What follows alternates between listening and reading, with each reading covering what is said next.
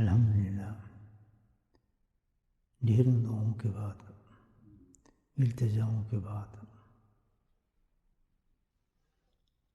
اللہ کی ساری صفاتوں کے حوالوں کے بعد، اس کے پیارے حبیب پر رحمتوں کے درودوں کے نذرانے بھیجنے کے بعد، اب ان تمام دعاؤں کا اثر اور نتیجہ ہم مراقبے کی صورت میں حاصل کرتے ہیں۔ مراقبہ بزرگان دین نے اسی وجہ سے ان تمام بڑے کلمات کو پہلے منتخب فرمایا، اور وہ بھی بذریعہ کشف۔ الہامی طور پر اللہ نے ان آیات کو خصوصاً ان پر وارد کیا،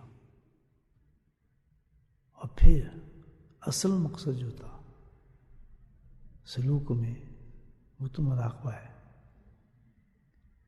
تو اس مراقبے کی تیاری کی گئی حقیقت میں ساری، کہ جب بھی دعا مانگو، دعا کا طریقہ یہی بیان فرمایا ہے کہ میری پہلی حمد کرو، لاجواب حمد کرو، اور پھر میرے حبیب پہ درود بھیجو، پھر دعا مانگو، پھر دعاؤں کا اثرات دیکھو۔ تو مراقبہ جو حقیقت میں ان دعاؤں کو حاصل کرنے کا ایک طریقہ ہے۔ انسان تمام التجاؤں کے بعد اللہ کے حضور میں حاضر ہو جاتا ہے، اور بالکل فقیر بن کر زبان سے بھی نہیں بلکہ دل سے اللہ سے مانگنا شروع کر دیتا ہے۔ اس پر جس قدر انسان کا یقین ہوتا ہے کہ اللہ دے گا، جس قدر اس کو امید ہوتی ہے کہ میرا رب کا وعدہ سچا ہے، اور جس قدر آدمی پکے اعتقاد کے ساتھ مراقبے میں بیٹھتا ہے، کیونکہ اکثر لوگ جو ہیں مراقبے سے کلمات پڑھنے کے بعد دور ہو جاتے ہیں، وہ کہتے ہیں جی دل نہیں لگتا ہمارے مراقبے میں، طبیعت لگ نہیں رہی، الجھن ہوتی ہے، خیالات آتے ہیں، اور بہت سے لوگوں کو یہاں پر آ کر دشواری محسوس ہوتی ہے مراقبے میں۔ تو یہ تو شیطان ہے کہ جب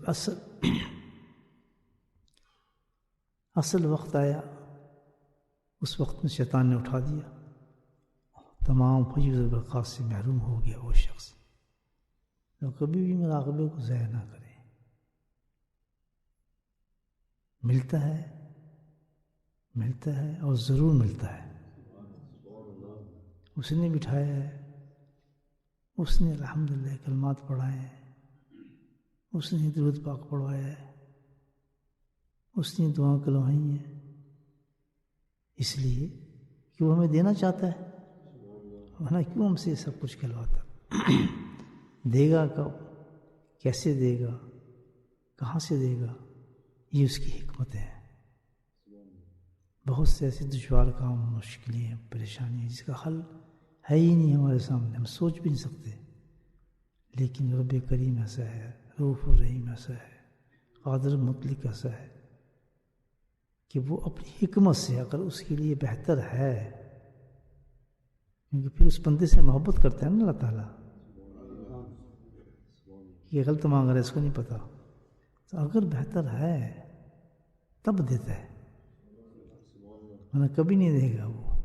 اگر نہیں دے رہا ہو تو بہت خوش ہوں، الحمدللہ، یقیناً مجھے تو سمجھ نہیں ہے، اللہ کو سمجھ سب سے بڑی ہے، تو اسی لیے وہ جو ہے مجھے یہ چیز دینا نہیں چاہتا۔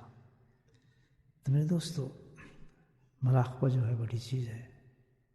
ہمارا کام یہ ہے کہ اپنے دل کو اللہ کے حضور میں حاضر کریں، خیالات آئیں، وساوس آئیں، الجھن ہو، لیکن مانگتے رہیں، آنکھ بند کر کے، دل کی طرف دھیان کر کے، اپنے رب کے آگے ہاتھ پھیلا کر اور اللہ سے مانگیں۔ سب سے چیز بڑی مانگنے کی کیا ہے؟ سب سے بڑی چیز اللہ کی محبت مانگیں،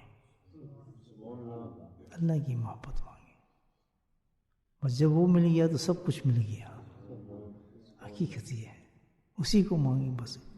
مراقب میں مانگنے میں یہی چاہیے کہ اللہ اپنی محبت عطا فرما، یا اللہ تو میرا ہو جا، یا اللہ تو میرے قریب آ جا، تو قریب تو ہے، مجھے احساس دلا دے کہ تو میرے قریب ہے۔ سبحان اللہ۔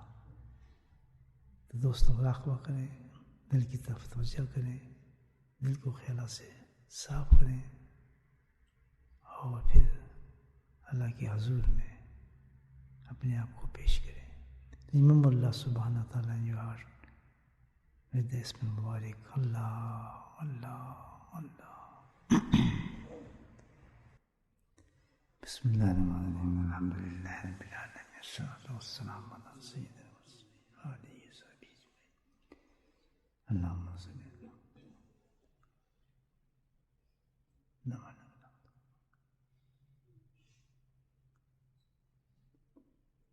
Muhammad.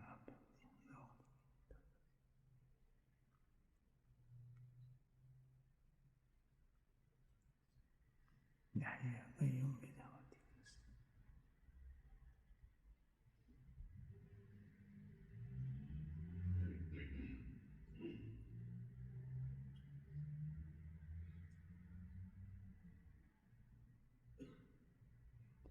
یا اللہ جتنی بھی دعائیں ہم نے مانگی قبول فرما، ہم سب کی بخشش فرما، یا اللہ ہم سب کی بخشش فرما، یا اللہ ہمیں گناہوں سے معاف فرما، یا اللہ ہماری خطاؤں کو معاف فرما، یا اللہ ہماری خطاؤں کو معاف فرما، یا اللہ زندگی جو غفلت میں گزاری میرے والا معاف فرما، یا اللہ موت کی تیاری نصیب فرما، یا اللہ قبر کے عذاب سے بچا، یا اللہ جہنم کے عذاب سے بچا، یا اللہ اپنا خوف عطا فرما، یا تیری نافرمانی پہ تیری ایمان حائل ہو جائے، یا اللہ اپنی فرمانبرداری عطا فرما جو ہمیں جنت میں پہنچا دے، یا اللہ ایسا یقین نصیب فرما، یا اللہ تیری مصیبت مصائب کو برداشت کرنے کی قوت آ جائے۔ اے میرے مولا آج کی صبح ہمارے لیے برکتوں والی، رحمتوں والی، نعمتوں والی، خوشیوں والی، خوشخبریوں والی بنا دے میرے مولا۔ یا اللہ تمام مصیبتوں سے، بلاؤں سے، حادثات سے، یا اللہ ہر بری چیز سے، بلیات سے میرے مولا ہماری حفاظت فرما، ہمارے اہل کی حفاظت فرما، ہماری اولادوں کی حفاظت فرما، ان کی اولادوں کی حفاظت فرما، پوری امت کی حفاظت فرما۔ وصلی اللہ تعالی علی خیر خلقہ محمد وآلہ وصحبہ اجمعین برحمتک یا ارحم الراحمین۔ سبحان ربک رب العزۃ عما یصفون، وسلام علی المرسلین والحمد للہ۔